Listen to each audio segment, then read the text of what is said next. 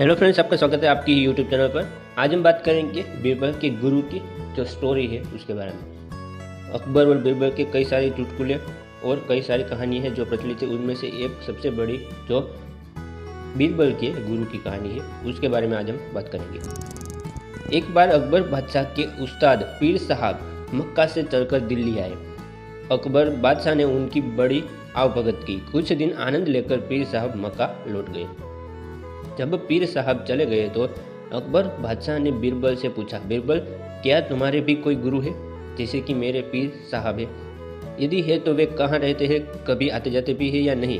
बीरबल ने जवाब दिया, जहाँ पना मेरे भी गुरु है, लेकिन वह बाहर रहते हैं, कहीं आते जाते नहीं है। हाल ही में मैंने सुना है कि मेरे गुरुदेव किसी को कुछ बताते भी नहीं और कभी किसी से एक पैसा भी नहीं लेते। रुपये पैसे का उन्हें कोई लोभ नहीं है। यह सुनकर बीरबल के गुरु के प्रति अकबर बादशाह के मन में श्रद्धा उत्पन्न हुई और उन्होंने बीरबल से अपने गुरु से मिलवाने का आग्रह किया।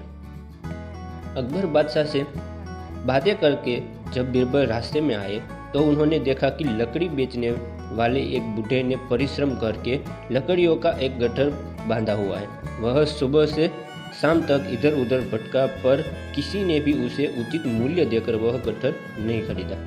लाचार होकर बूढ़ा लकड़हारा गट्ठर अपने घर वापस ले जा रहा था।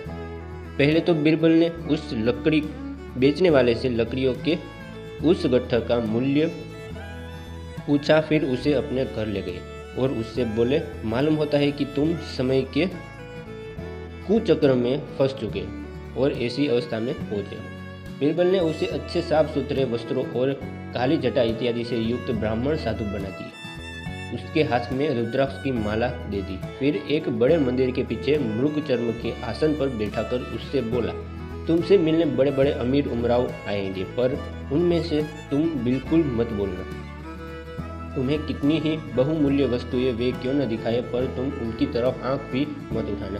तुमसे जो कुछ भी पूछे उसका जवाब मत देना, बस अपने ध्यान में रहना और सिर्फ माला करते रहना। ध्यान रहे, यदि इसके अलावा तुमने कोई भी हरकत की तो तुम्हारी खैर नहीं, क्योंकि मैं तुम्हारी हरकतों को देखता रहूंगा। बूढ़े लकड़हारे ने बीरबल की बातों को स्वीकार किया।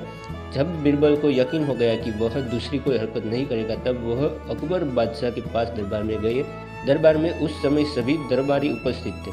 बीरबल ने अकबर बादशाह को अपने गुरु के आने की शुभ सूचना दी और कहा, पहले तो गुरुदेव ने दर्शन देने से इनकार किया था, पर मैंने खुशामद करने पर वह पधारे हैं और मंदिर के पिछले हिस्से में आसन जमाए हुए।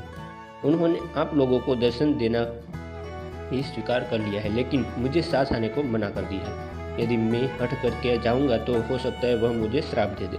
अतः आप और लोगों के साथ उनके दर्शन करने के लिए जा सकते हैं। बीरबल को छोड़कर अकबर बादशाह के साथ सभी दरबारी गुरुदेव के दर्शन करने के लिए गए। अकबर बादशाह ने गुरुदेव के सामने जाकर सादर मस्तक झुकाया, फिर बैठकर उनसे पूछा, गुरुजी, अपना निवास स्थान तथा शुभ नाम इस दास को भी बताने की कृपा करें। गुरुदेव भी किसी ऐसे वैसे चले के नहीं थे। अकबर बादशाह की बातें सुनी अनसुनी करके वह अपने ध्यान में ही रहे। अकबर बादशाह फिर बोले, भगवान, मैं सारे हिंदुस्तान का बादशाह हूँ और आपकी प्रत्येक इच्छा पूर्ण करने में समर्थ हूँ। आप कृपा करके एक बार मेरी ओर नज़र उठाकर देख ले तो मैं आपको धन्य समझूंगा। इस पर भी जब गुरुदेव ने ध्यान नहीं दिया तो अकबर बादशाह ने 10,000 रुपये मूल्य का जो कड़ा है, जिसे वह स्वयं पहने हुए थे, हाथ से उतारकर गुरुदेव के चरणों में रख दिया।